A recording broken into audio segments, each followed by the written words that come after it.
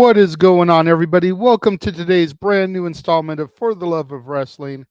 I am, of course, your host, the Renegade of Wrestling, JJ Williams. Happy Monday. How is everybody doing today? It has been a long weekend. It has been a tiresome weekend. It has been a wrestling filled weekend between Rampage, Collision, Smackdown, Turning Point. We had freaking Crown Jewel, 5 different wrestling shows over the course of the last few days. Of course, I'm not going to be getting into the pay-per-views, the PLEs. I will be doing a simple take tomorrow with Noah Foster. I'll plug that a little bit at the end of the show where we'll be discussing Crown Jewel. But today we're just going to focus on the regular television broadcasts. We're going to discuss SmackDown, Rampage, and Collision. Some decent shows. Honestly, don't know if any of them were stellar per se, but some decent shows. So we're going to begin discussing SmackDown. And LA Knight started the show. Here, let me move my notes up. I don't want to be looking down the entire time.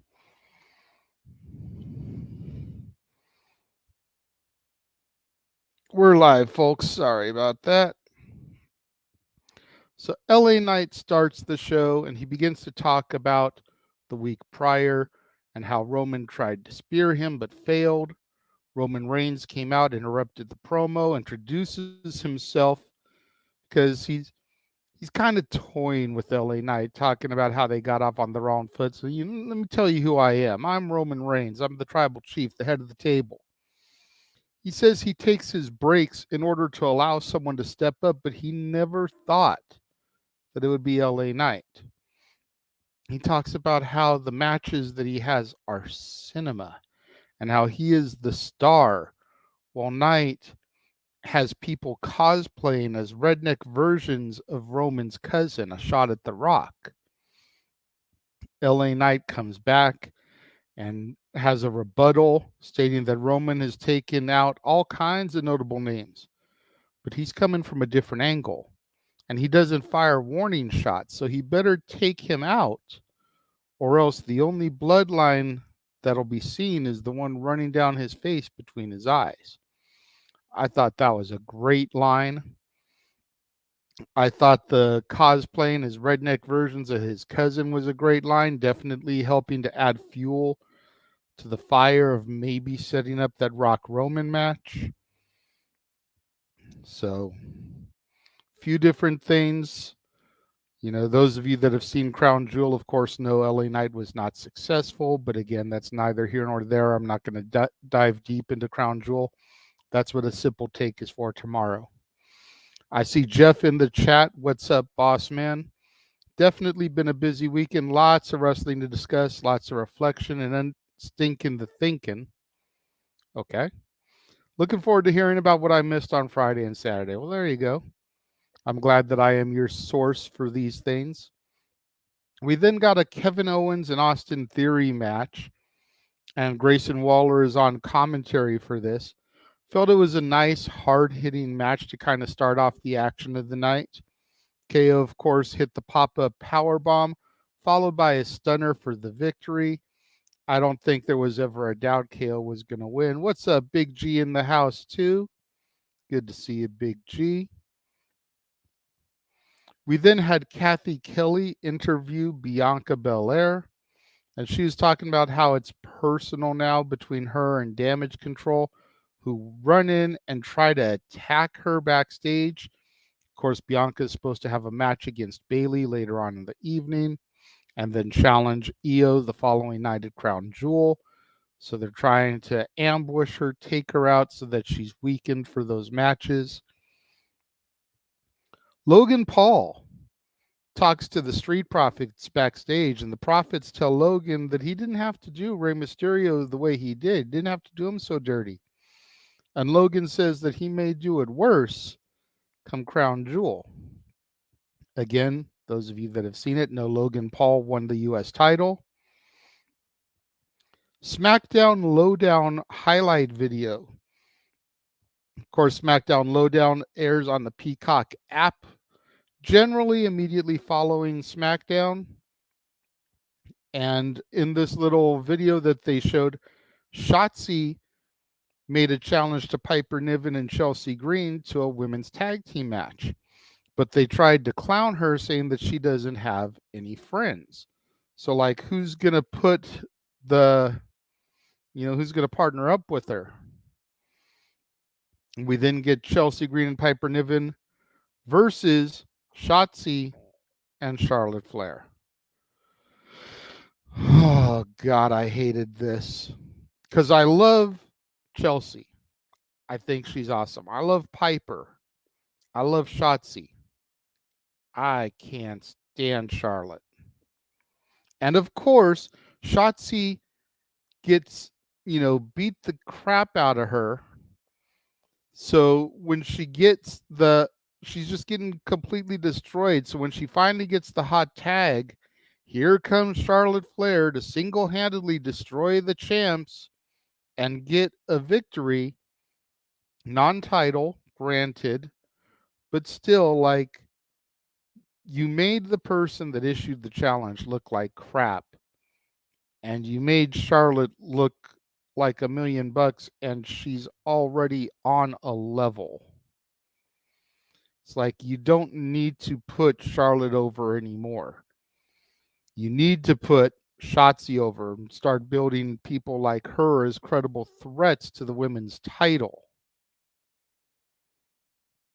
Go ahead and start this message that Jeff just put in here because he wanted me to save it till the end.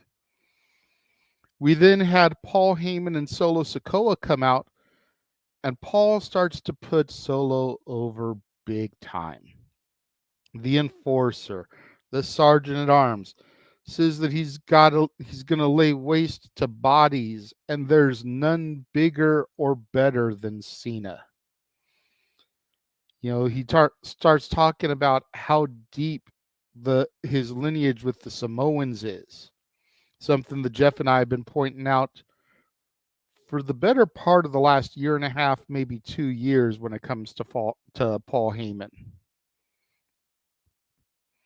Solo then takes the microphone and asks, why is Paul talking to the people?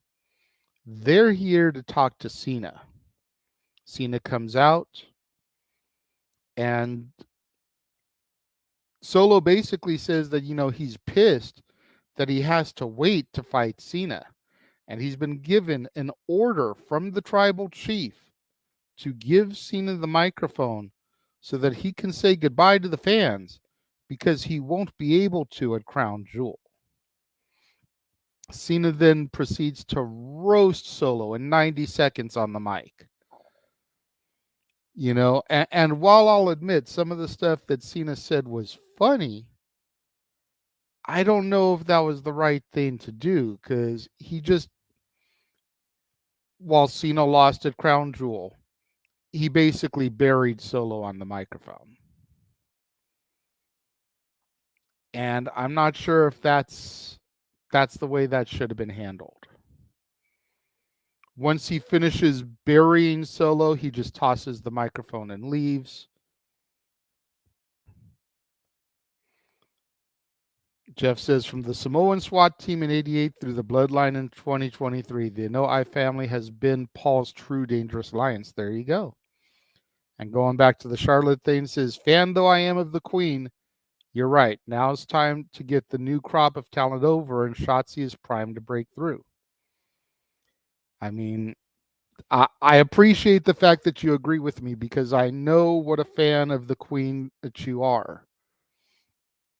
But I'm pretty sure that everybody that tunes in every week, and the 4 people that are watching right now, can sound off in the comments, but I'm sure all of us are tired of seeing the same people in the title picture. Bayley, Charlotte, Bianca, Becky,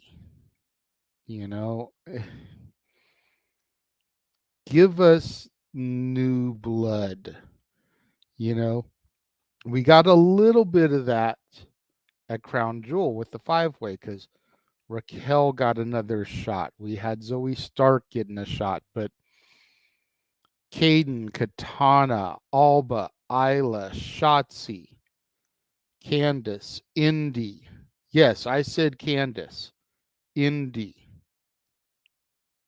Why are none of these women Zaya? None of these women are getting championship opportunities.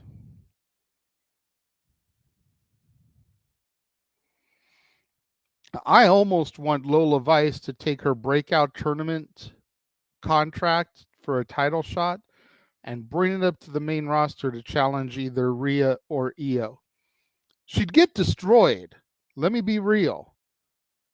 But she's using her championship opportunity at a main belt instead of the NXT title. Personally, I think she'd lose regardless if she went after the NXT title or a main roster belt. But that's NXT talk, which we'll get into in a couple of days. We then had the Brawling Brutes versus Pretty Deadly in a Donnybrook match. This is a fantastic brawl. Tables, beer bottles, bar stools, barrels, so much more were used. Great back and forth bar fight. Reminded me of the APA brawls when they would go to Timmy White's bar, the Friendly Tap, I think it was called. Pretty Deadly got the victory. Big win for Pretty Deadly, considering that this type of match definitely favored Ridge Holland and Butch. Yeah.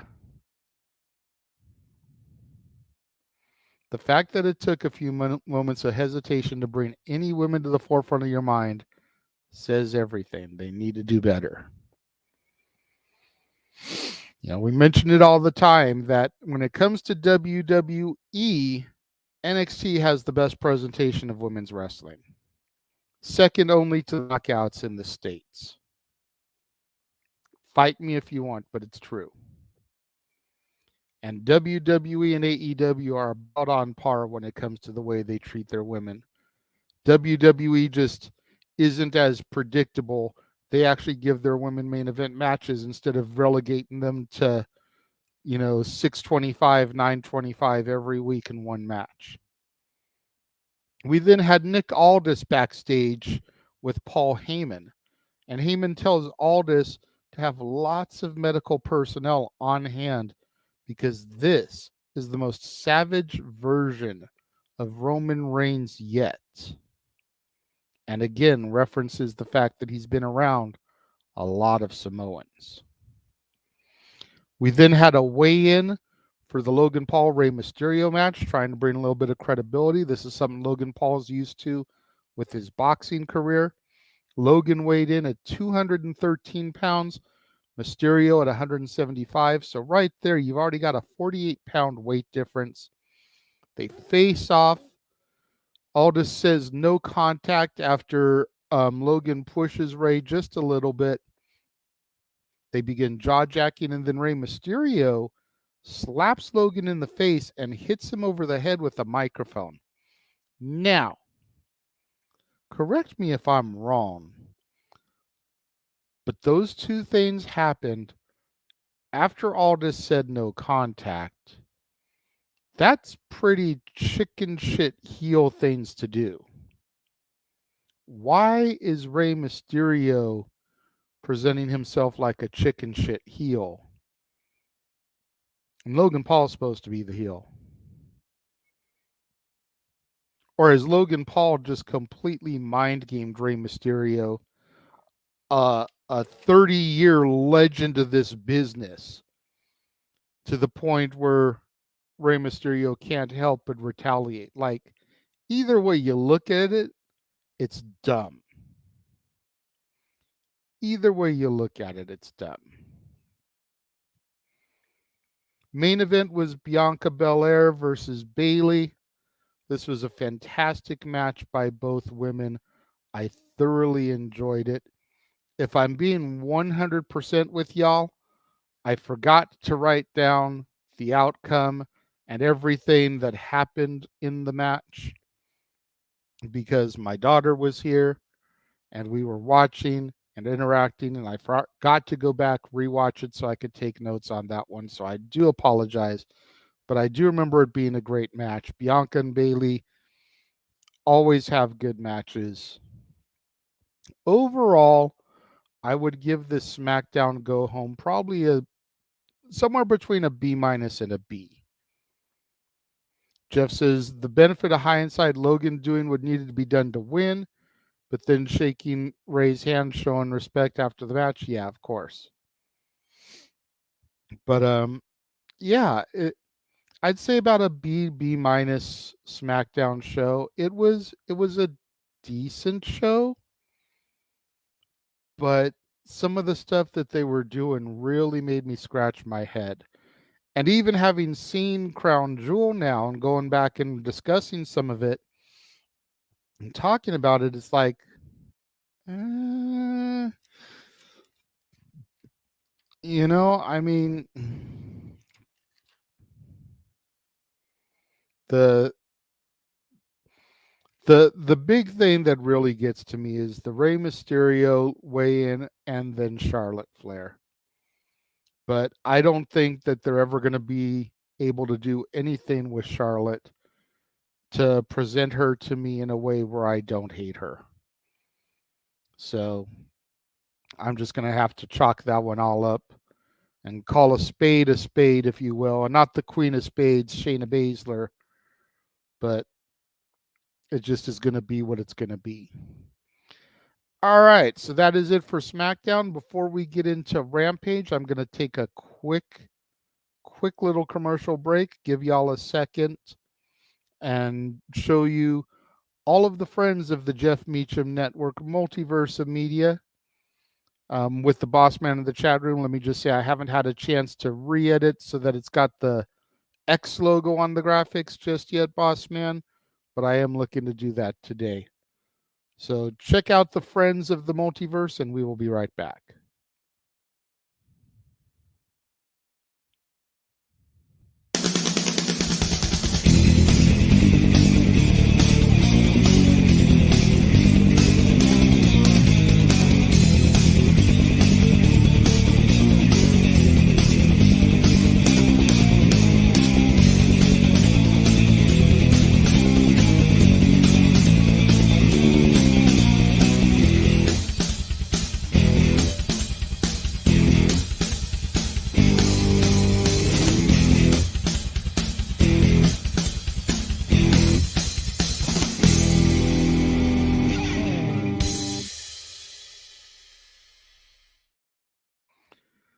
So those are all the friends and affiliates of the Jeff Meacham Network Multiverse of Media. Make sure you follow, subscribe, like for all their stuff.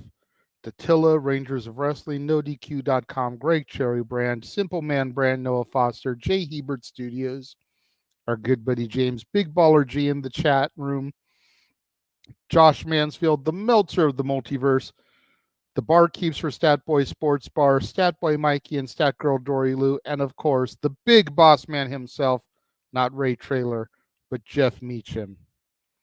Like, subscribe, follow us on all our platforms. Now we're going to get into Rampage. And honestly, I may be wrong. I'll have to, maybe correct myself and retract come the end of the show. But I think Rampage might have been the best show of the three. Maybe it's because it was only an hour, but I just feel like everything flowed well here. Our opening contest was El Hijo del Vikingo versus Commander versus Penta El Zero Miedo. And this was just a fantastic Lucha Libre match.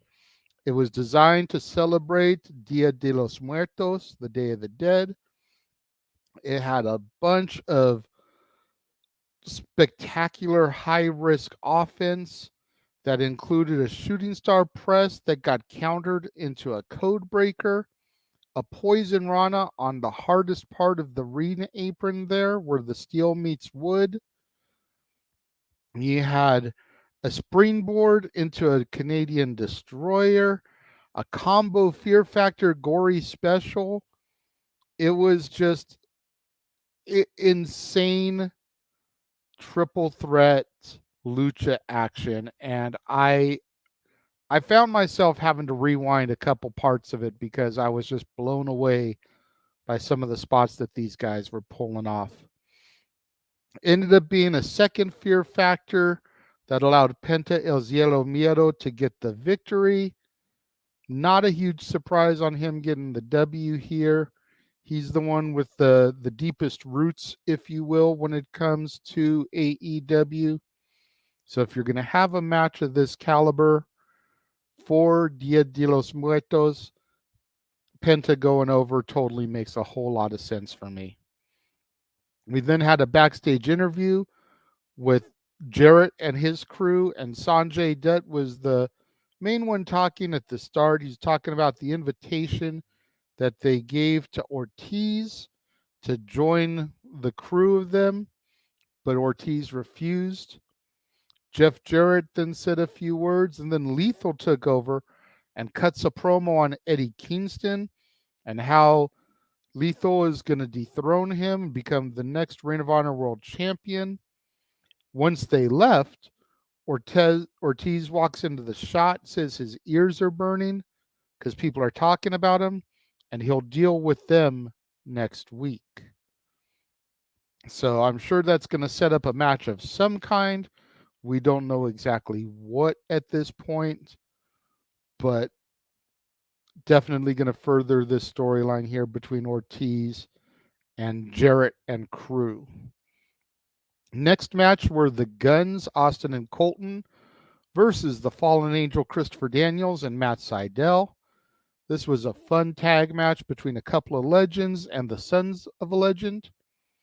Daniels and Sydal did their best, but let's be real, there's no stopping the Guns right now and the momentum of the Bullet Club Gold.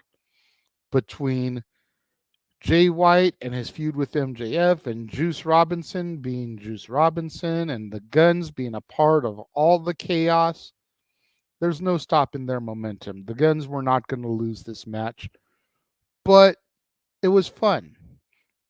Daniels and Sydal got a little bit of decent offense in. Post-match, Austin states how Dynamite, Collision, and now Rampage are all ran by the Bang Bang Gang. And Colton does the whole, if you ain't down with that, I got 2 words for you. Guns up. Backstage, RJ City announces the return of Danhausen. Danhausen walks onto the screen, says the return is next week, and walks off. And RJ City says, okay, next week is the return of Danhausen. Jeff says, not trying to be funny, but why not just go ahead and make Rampage the Ring of Honor show? Give the talent the showcase on TNT. You know, I agree. I agree to a certain extent. We then go backstage and we have Ruby and Saraya. And Ruby's talking about how the Outcasts seem to be falling apart. And Saraya kind of silences her and says that both Tony and Ruby are stars because of her. And as long as you stick with me, you're going to go far, kid. And Ruby's like, kid, I'm older than you. Saraya leaves and Cool Hand Angelo Parker comes in. And he tries to flirt with her a little bit. You know, breaks out his pocket switchblade comb after Ruby's hair has been mussed up by Saraya and is like, you want me to comb that for you? And she's like, don't you dare even touch it. And starts to walk away.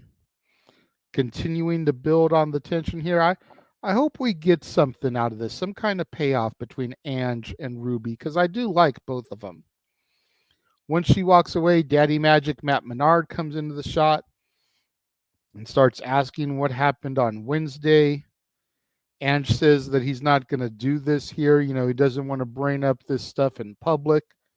He's going to go talk to Daniel Garcia, who's got a major match this evening.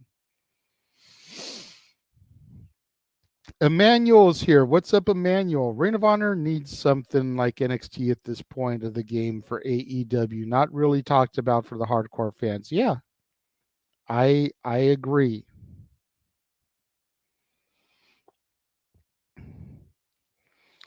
Okay, just making sure we're not getting too far. Okay, so after the Daniel Garcia comments from Ange and him leaving Matt Menard, we go to Marina Shafir versus Sky Blue. Decent women's match. Still haven't really furthered where we're going as far as Sky Blue is concerned. Is she a heel? Is she a face? Has she made some dark turn? Because Marina Shafir is a heel. So this is being almost kind of presented as a heel versus heel match, which makes very little sense. I'm not really sure what they're trying to do with Sky Blue. I think they need to pull the trigger soon, hopefully no later than Full Gear. But it's definitely interesting the way that they're being presented. Emmanuel says he's hard at work, just dropping by for a couple moments. Jeff says if you look ahead for 2 weeks from now, the Friday Night War could have been an hour of Ring of Honor, 2 hours of AEW, 2 hours of Smackdown. Sounds like a hell of a Friday night. I agree.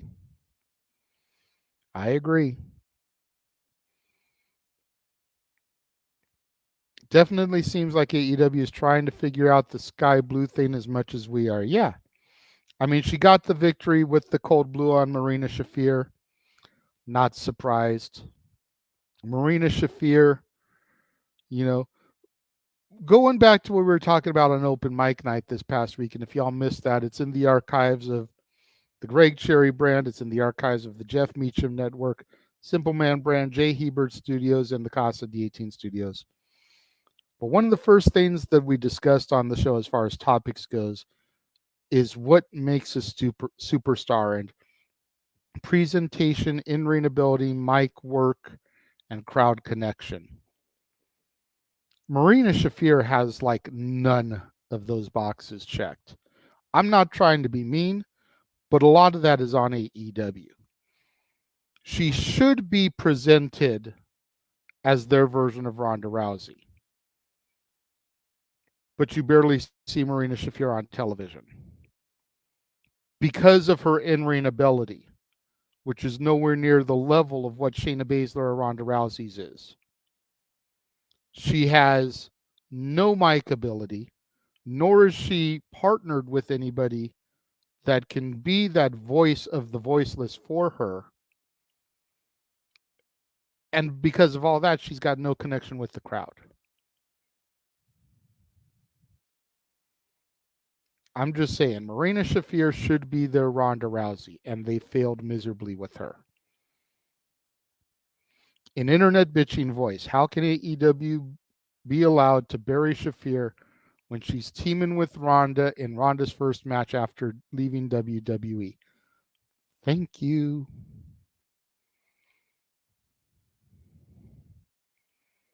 You would think that would be a reason to push her.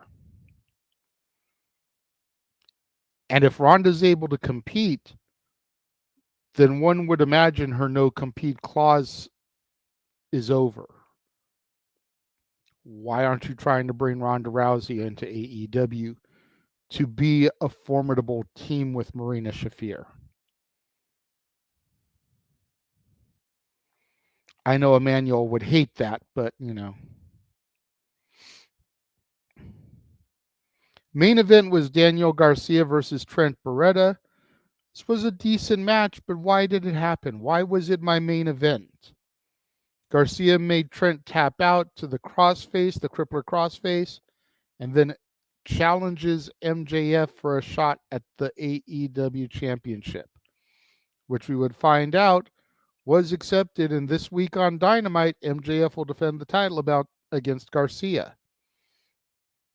So why is AEW having Max defend the world title against a bunch of random opponents when his number one contender is Switchblade Jay White at the fucking pay-per-view?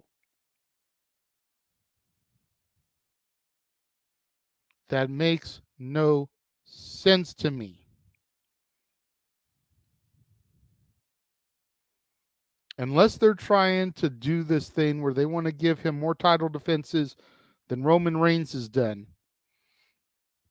it makes no sense to me. You have your established contender. Your champion should not be defending his title until he gets past the number one contender. And especially not this frequently. You want to do a one-off match? Cool. Then there's that little bit of added, oh, well, if this person wins, they're going to be the champion going in against Jay White. But make it a believable contender. Not Daniel Garcia. No disrespect to Garcia. I like the dude. But Joe versus MJF? A little bit more believable. Juice versus MJF within the confines of the story. A lot more believable. Hell, you're doing this thing where you want Max to be able to get the belt back. Have him run a gauntlet of Bullet Club Gold to get to Jay White, just to be able to reclaim the Triple B that they have taken hostage. But MJF shouldn't be defending the title against random opponents while we wait for him to get to Jay White, who's supposed to be the number one contender. That's my biggest issue when it comes to that and this show. What did you guys think of Rampage? All in all, I thought it was about a B+ to an A- show. Thought it was decent. Yeah, thank you, Jeff. And going back to the Shafir thing, it's during Full Gear week at that. How the actual fuck is AEW at least not trying to hype that?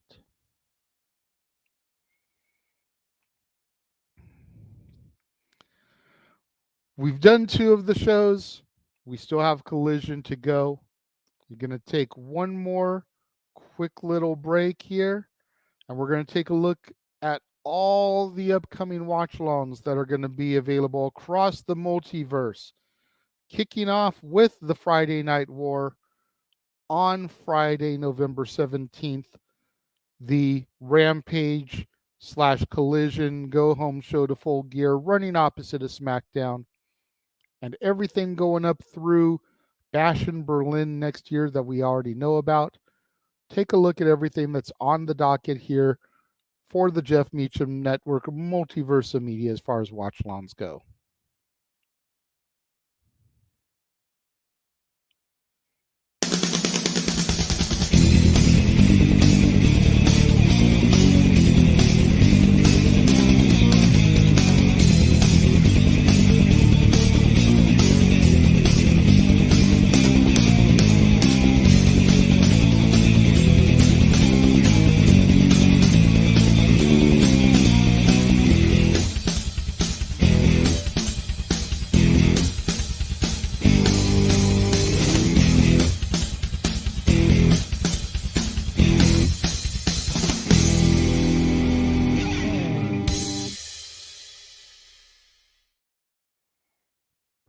In the words of the simple man Noah Foster, all the wrestling, all the wrestling, all the wrestling, all the professional wrestling and sports entertainment. So much good stuff coming across the multiverse of media. Again, watch along coverage for all those things you can find on the Greg Cherry brand, the Jeff Meacham Network, Jay Hebert Studios, Simple Man brand, and the Casa D18 Studios. 5 different channels streaming the watch along coverage for those things. Do live reactions, play-by-play commentary, predictions before the show sometimes. And then for some of those, the Saturday shows, there's always open mic night immediately following. A lot of good stuff on the horizons. Gonna get into Collision, kind of wrap things up here today. The show begins with the traditional pre-show taped video packages. They're trying to hype up their matches and cut promo on their opponents, whatever. However, during Swerve Strickland's promo, AR Fox runs in and begins attacking Swerve, as we're supposed to have AR Fox versus Swerve Strickland on this show. That's our first match. Like, AR Fox comes in, starts beating the crap out of Swerve. We go to Saturday Night's All Right for Fighting in our opening Collision intro. Come back, and they're fighting on the entrance ramp. Like, this match has begun. AR Fox just continues to dominate as they finally get out of the way, ring the bell, get into the ring. Momentum begins to shift to Swerve, and Swerve takes control of the match. And he's able to dominate for a good majority of the rest of the match. AR Fox does get a little bit of offense in again. But once the momentum shift hits, it's pretty much Swerve's house, Swerve's show for the majority of the rest of the match. Swerve gets the victory, and then the participants for our main event begin to spill out into action. FTR, LFI, La Facción Ingobernable, Gates of Agony, Ricky Starks and Big Bill, all brawling in the ring in the entranceway and around the ring, while the House of Black look on. Then get an MJF promo where he cuts on Bullet Club Gold, and Jay White then cuts a promo on MJF. This was your typical fare between the two, just trying to build a little bit more drama, a little bit more momentum, a little bit more story, leading into their match at Full Gear in 2 weeks from the fabulous forum in Los Angeles, California, where our correspondent Datilla will be on the ground for both Rampage Collision on Friday night and Full Gear Saturday night, and will be popping into our watch along live streams every now and again, throwing in some news, some notes, some updates, stuff that maybe we're not seeing on the show. Going to be cool to kind of have that coverage. And if you're going to be going to any of the big shows that we just promoted in the watch along trailer, and you would like to be our on the scene reporter, shoot Jeff Meacham a message, shoot me a message. We'll get in touch with you. We'll try to work things out. We then had Kip Sabian cutting a promo on Mark Briscoe and challenging him to find two friends to have a trios match against. Kip Sabian is going to bring the Workhorsemen. We then go to a squash match between the Kingdom and two guys who I wasn't even able to get their full names, but they were Brixton and McGregor. Squash match next. I bring this up every now and again when I talk about the squash matches. One of the guys I used to live with said that he loved AEW because they didn't have squash matches, and if they did, it was only done to further a story. Now it seems like pretty much every week, either on Rampage or Collision, there's 2 to 3 squash matches per show. Rampage not as much, but Collision definitely. And it's just like, man, this TV time could be used so much better. How about, Tony, instead of having 3 squash matches on Collision, you give that time to the women and put another women's match on your show? Holy fuck, what a concept. We then have a backstage interview where Lexi interviews Mark Bristow about his partners. FTR come in and try to volunteer because the history between them and the Briscoe brothers. They offer to pull double duty for the course of the night. And, Briscoe is like, I can't let you guys do it. But once the match is done, We'll go out, we'll have some drinks, we'll celebrate. We then get Lance Archer versus Darby Allin. The action here was decent. It was about what you would expect from the Murder Hawk Monster and Darby Allin. But overall, the match was just uninteresting to me. You know, Jake the Snake Roberts is Archer's manager. He was there for the backstage promo, but then he doesn't come out to the ring. So there's no Jake at ringside. Darby, while I know that he can wrestle a decent match, for all intents and purposes, is a stunt actor at this point. He's a stunt dummy. Lance Archer is this, this monster. Hell, he calls himself the Murder Hawk Monster. And Darby wins because he's Darby. Again, there's no Jake at ringside to help kind of keep things interesting. But at the end of the match, Jake does come out and reveals that he's added some new clientele, and he's added Vincent and Dutch to his stable, I guess you could call it, that he's now building. I don't know. It just seemed lackluster to me. Nothing against Vincent and Dutch. I actually kind of like them, but I just felt like the whole presentation of this match seemed off. We then had a backstage interview with Statlander, Sky Blue, and Willow Nightingale. And Chris Statlander tries to thank Sky for what she did to help Willow last week or whatever. And Sky says she didn't do it for Chris. She did it for Willow because she'll always have Willow's back.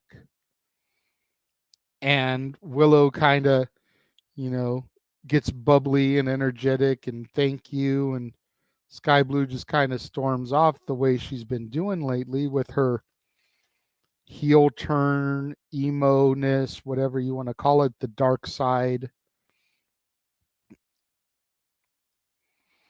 We then have an interesting interview with Alex Abrahantes and Lexi, and Alex kind of talks about Friday's match and the history of Lucha Libre, and Swerve Strickland and Prince Nana come in and interrupt the promo for whatever reason.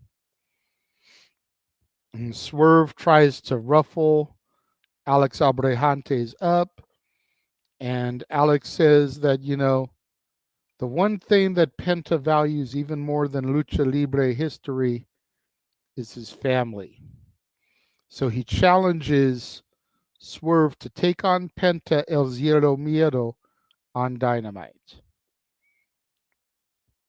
We then get the acclaimed 69-day celebration, and man, this was just a fun segment. This was, for people that say that AEW is professional wrestling, I'm going to point you to this. This was all sports entertainment, God damn it. It was fun. It was lively. It was energetic. Just when you thought the celebration was going to end, the fans kept it going. So they went for a little bit longer. And then just when it was going to finally actually end, excuse me, here comes Dalton Castle and the boys to mess things up. Dalton Castle, this is Dalton Castle to me. And once I say this, I wonder how many of you are going to agree with me. But you take John Morrison's body and Jack Black's personality and dress him up like a peacock, that's Dalton Castle. But you look at Castle and the way he comes out to the ring, and like it screams Jack Black like Nacho Libre to me. And I don't get the fascination with Dalton Castle. I don't. I'm sorry for those of you that are fans. I just don't get it.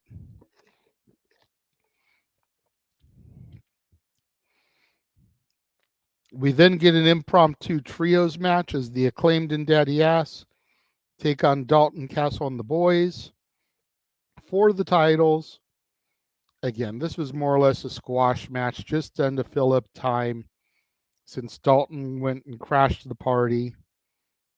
The Acclaimed win. There was never a second guess in my mind. Although it would have been funny if they had booked the Acclaimed to lose right after they celebrated 69 days. Like, you come out here, you have this grand celebration, and then you lose.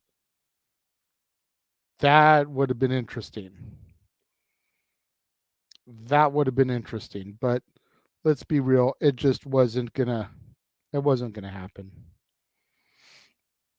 We then had Lexi backstage with Andrade, and Andrade basically saying that next week we'll find out his answer when it comes to CJ Perry. We then got our trios match.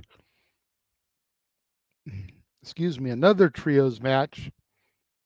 Kip Sabian and the Workhorsemen versus Mark Briscoe and his partners, Dustin Rhodes and Keith Lee, Naturally Limitless. This was pretty much another squash match. Naturally Limitless and Mark Briscoe got the victory when Briscoe hit the froggy bow. It was, again, lackluster. I mean, you take this match out, you take out the Acclaimed match, and you take out the Kingdom versus Brixton and McGregor match. Get rid of those 3 bullshit matches and give me a real women's match, and I think we're good. We then had a backstage segment with Mark Briscoe and Lexi, and Briscoe challenges Jay White to a match next week on Dynamite with Jay's shot at the title on the line. That I like. That is good booking. Jay White's been doing all his shit, and he's kind of been dominating right now. So for there to be somebody that's willing to come up and challenge Jay White for his shot at MJF, that's a good match. MJF defending his title against Daniel Garcia, not so much. We then did actually get a women's match. Same timestamp as always. Emi Sakura versus Willow Nightingale. This was a good women's match. Great slugfest by both women. Willow did get the victory with the Doctor Bomb. I love Willow. I do. I've been a fan of hers from the jump. I do like the fact that she's gotten a pretty decent push here the second half of the year, ever since she defeated Mercedes Moné for the championship, the New Japan Strong Women's Championship in Long Beach, California, in the tournament finals. A match that we know Mercedes was supposed to win, but because of the injury suffered, Willow got it. If you think about this year, up to that point on AEW, Willow was more or less a jobber. Since she won that belt, she's been on an upward climb and has been presented as a legitimate threat, legitimate contender. She's been getting good matches, good stories. Prior to that victory over Mercedes, she was a jobber. So I'm glad to see this turnaround for Willow, and I hope that we'll say by WrestleMania season next year, I hope Willow has a championship in AEW. I don't even care if it's just the TBS title. We then had a backstage interview with Lexi and Joe hasn't heard from MJF regarding his offer to watch his back. MJF needs him. They talk about how Joe is the longest reigning Ring of Honor television champ, and Keith Lee issues a challenge for Dynamite. So again, to Jeff's point, if we have Ring of Honor television now every Thursday, why are we getting so many Ring of Honor matches on Dynamite, Rampage, Collision. Is there not any other AEW talent that's not getting TV time that time could go to? I'm not trying to be nitpicky, but I'm just saying. There's a lot of talent on that roster that doesn't get TV time that could be taking the time that's being given to these Ring of Honor matches.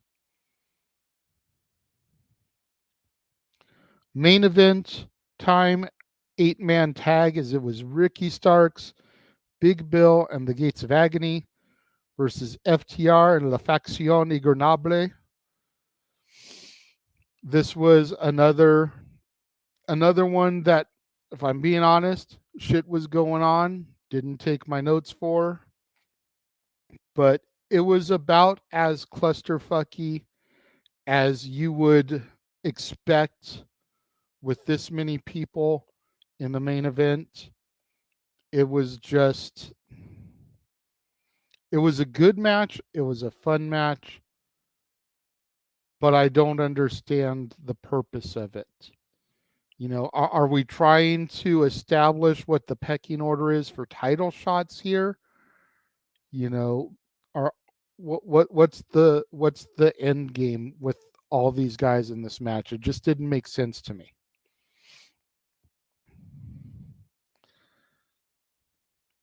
Jeff says, "No, Jay, please pick the fuck out of that net. You're absolutely right." I'm just saying. Again, you get rid of these Ring of Honor matches, you can give an extra match to women, if nothing else. But there's a lot of talent that aren't getting booked on a consistent basis. And AEW has so many championships, not even counting the Ring of Honor titles, that is like, well, why aren't we at least doing contendership matches to titles? You know? If we're going to keep going on the schedule that AEW currently has of 8 pay-per-views a year, you know, we'll call it 6, but with Forbidden Door and Wrestle Dream as monumental shows, special events, 6 pay-per-views a year. You figure that's one every other month. If you're going to have Dynamite be your A show where you do some title matches in the interim, shows like Rampage and Collision should be used to build up contenders. Not saying you have to have a battle royal or a tournament every fucking week. That'll get a little bit exhausting and repetitive. But you take a look at your roster, take a look at the people that don't wrestle all the time, and you start putting together some matches, you know, for contendership. You stop the squashes, you give a little bit more time to the women. Instead of having them in one match at around the 6:20, 9:20 timestamp every week on Dynamite and Collision, give them 2 matches per Dynamite and Collision. Or 1 match on Dynamite, 1 on Collision, 1 on Rampage. Hell, if you're not going to make Rampage the Reign of Honor show, make Rampage the women's show. And just let Rampage be women's wrestling. Tony Khan, you want to present yourself as a forward thinker, someone who's doing something game-changing to shake the industry? Have Rampage be your women's division show. WWE doesn't have a show that's just devoted to women's wrestling. Impact, with the greatest division stateside, doesn't have a show every week devoted to just women's wrestling. You would be giving the women a platform on TNT for 1 hour every week.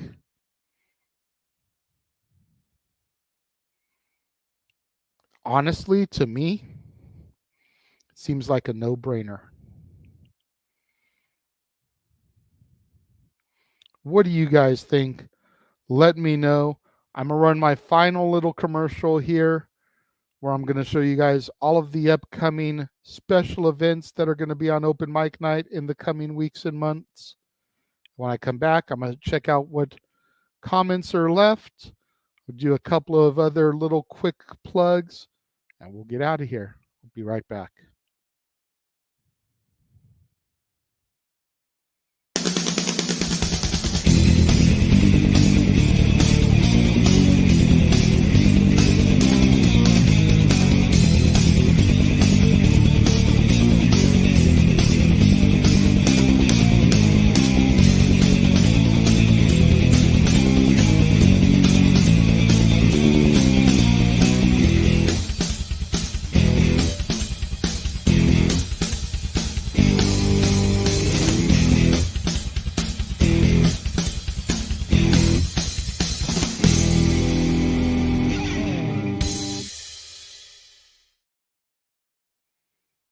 And we are back. So many great special events going to be coming up on Open Mic Night in the upcoming weeks and months, all kicking off November 18th, immediately following Full Gear with Disney Karaoke.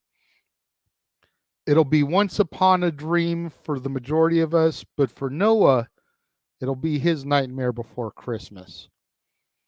Emmanuel says, I don't think Tony Khan knows what to do with Ring of Honor. If it wasn't for Joe and Claudio, what the fuck have they done with the brand? Absolutely nothing. Focus on something, Tony. If your priorities are for AEW, let someone else run Ring of Honor. Jeff says, it's not hard to book, it's just hard to finance. And Tony's got the money.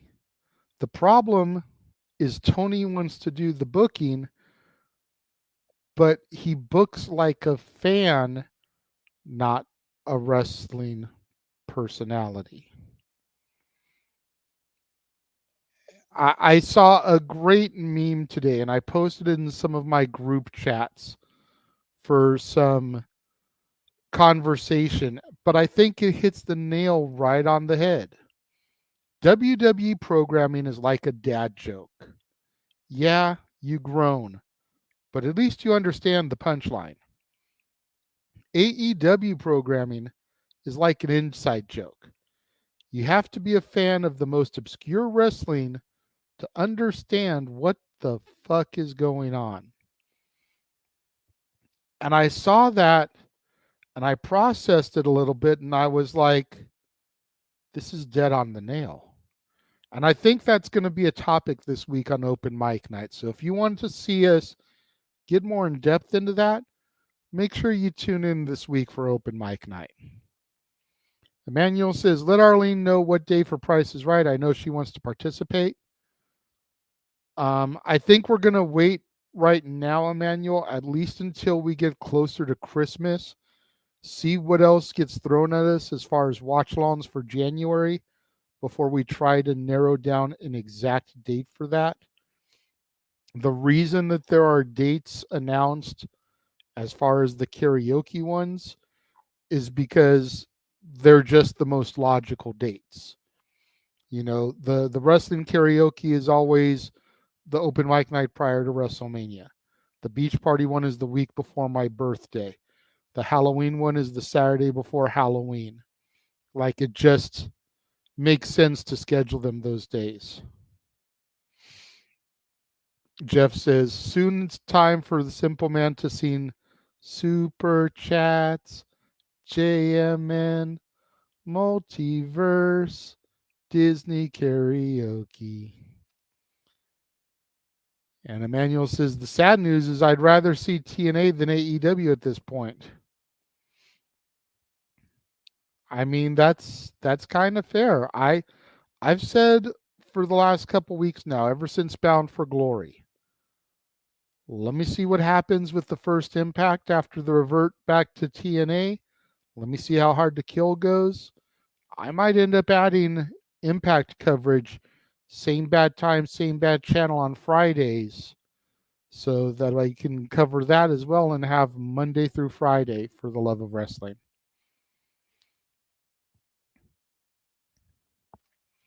And that's true. You can check out Classic TNA on Thursday with the retro calls from the Simple Man, Noah Foster, and Attila. All right, so let me just give another couple of really quick plugs here before I get off the air. I mentioned it a couple times. On Tuesday, Simple Take with Noah Foster, 5 p.m. Pacific, 8 o'clock Eastern. We're going to go back. We're going to kind of highlight and give our final thoughts on Crown Jewel. That'll be broadcast on both right here on the Casa D18 Studios, as well as on the Simple Man's brand. And then Jeff wanted me to point out No DQ's 25th anniversary this Thursday, November 9th, will feature both Talk Wrestling with Jeff Meacham at 7 p.m. Eastern, 4 Pacific, and No DQ A&V with Aaron Rift at 8 o'clock Eastern, 5 Pacific. And then immediately following Impact and on the East Coast broadcast, so that would be 7 Pacific, 10 Eastern, you'll get the retro match for this week, which I forget which match it is, and I don't have the graphics, so forgive me, Jeff. But some great classics from the Impact archives. I want to thank everybody for joining me and tuning in today. I greatly appreciate it. I will be back here tomorrow. Same bad time, same bad channel, as I discuss and review Monday Night Raw. Thank you, everybody, for joining me and tuning in. And I will see you guys tomorrow. The Jeff Meacham Network's Multiverse of Media.